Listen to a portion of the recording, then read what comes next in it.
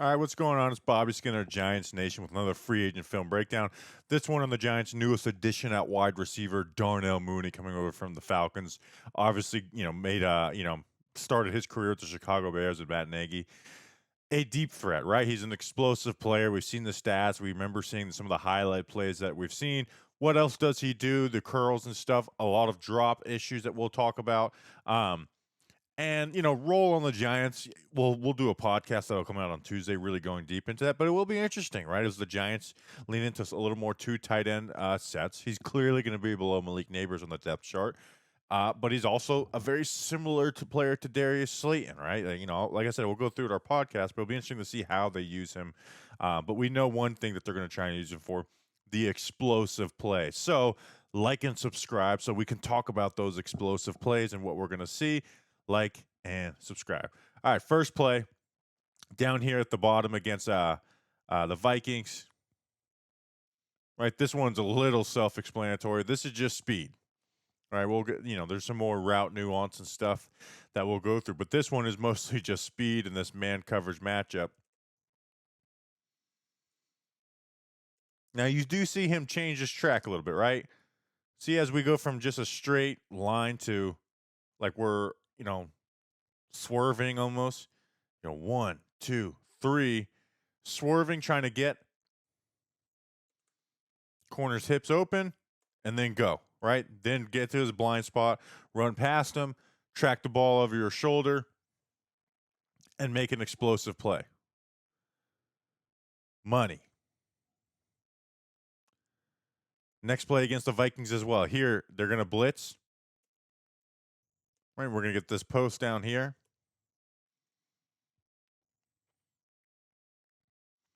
Right, that's something you see consistently from him. Right, and this one doesn't get to show off his speed as much because there is the blitz. But with this corner cheating outside leverage and he knows he wants to get inside, you still, when you got that outside leverage, you need to keep him outside. And it's just this little, route sell, foot jab. Right, where we're inside that number, we take a foot jab to that, almost the outside of the number and then break off of it. And allows us to have that inside leverage, right? He's not able to really show off his speed completely on this because, like we said, there's a blitz, ball kind of gets floated up there a little bit. But the reality is he's in a spot to run right past this corner. But that nuance allowed him to create this space right here, right? Where it's not just running past the player. That nuance allows him to create this space. Got to slow down for it. Good catch. Here against the Saints down at the bottom. This is where we're going to see the speed just pop off. Right, not as an exaggerated as a foot jab, but you get it. But again, running past guys. Right, off coverage. 10 yards off. Corners in a back pedal, trying to keep that cushion. So we throw not necessarily as much of a foot jab on this one, but we just take our track, right? See how the track is inside the numbers? We're going to take it outside, towards the outside of the number, right? And just pull that corner and then plant and then go, right? Now, again, we've created that space that like we talked about on that previous play, but now we've got the space to really run past him and create a touchdown, create a 50-yard touchdown. Money. Down here at the bottom, this is, I think, is what separates him from just a speed guy, right? And obviously, his numbers are inconsistent. I can't tell you, this is a guy who's going to put together 1,000 yards or 900 or 800 yards every season, right? He's had some down years. But this is the one route that I really think helps separate him a little bit. It's the out route. So, again, outside leverage, right? They're going to respect that speed, right? The speed sets this up, but he's really good at this out route. I'm surprised how much success I've seen on this, where you just don't see these deep outs get ran a ton. Right? So we sell vertically, gear down, transition out, head turned around, snap, flat, catch. Here again against the Giants. Here against Cordell Flott, big money Flott. I mean, that's a quick transition right there.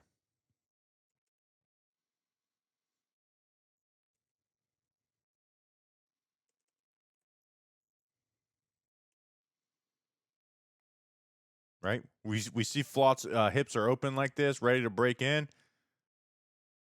Okay, get into his space. Bam, transition out of it. I mean, that's quick. Let me watch that one more time.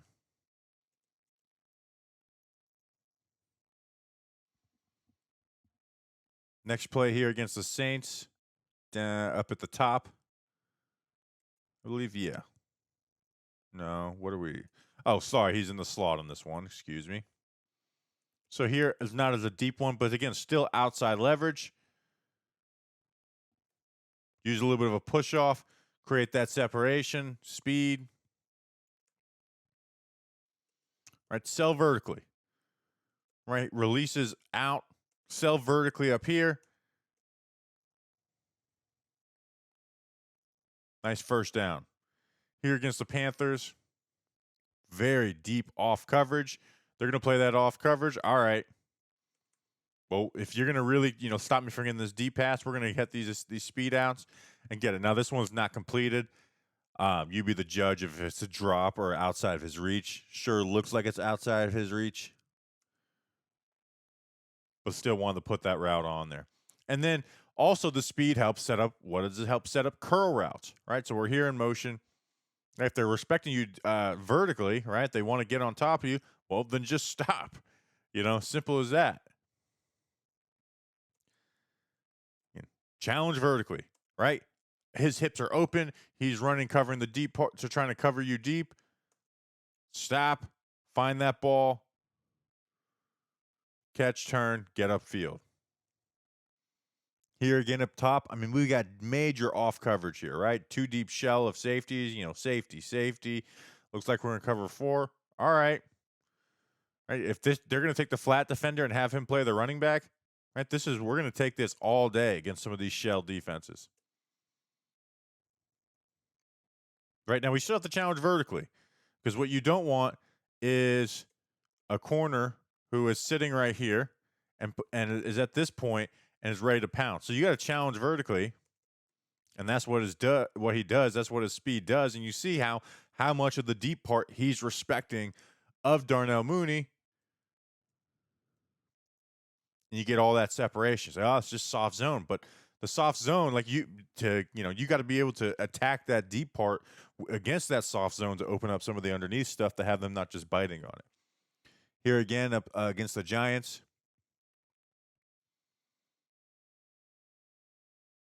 This one ends up being a drop. Actually, not a drop. Sorry. We'll get to some drops, but this one's not a drop. All right, Deontay Banks is cheating inside leverage. I know he stinks.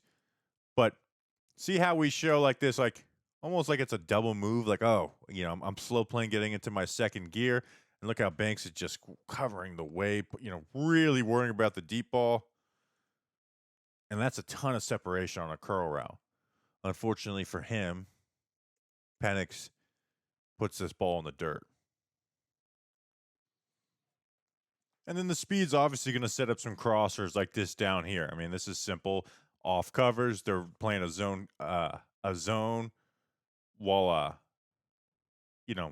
sending a fifth rusher, and you only have one linebacker in the middle of the field. Okay. Are you going to play that? Man coverage off.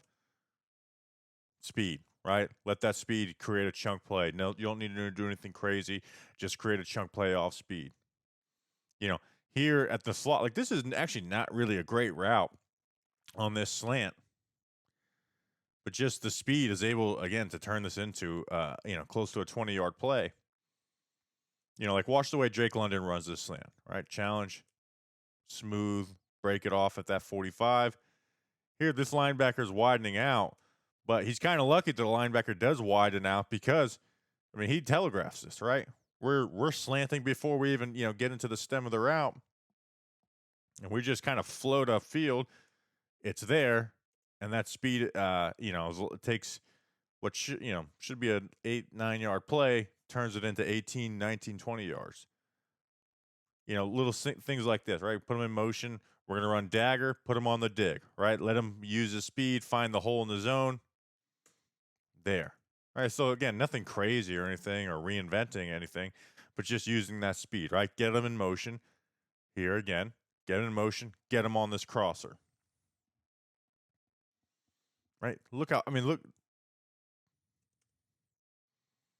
It's kind of effortlessly able to get in there. But as we move on to our next part, just like that, this non-catch, the fatal flaw, the drops, right? This is a ball on the money, in stride, hits the ground. Referee comes in,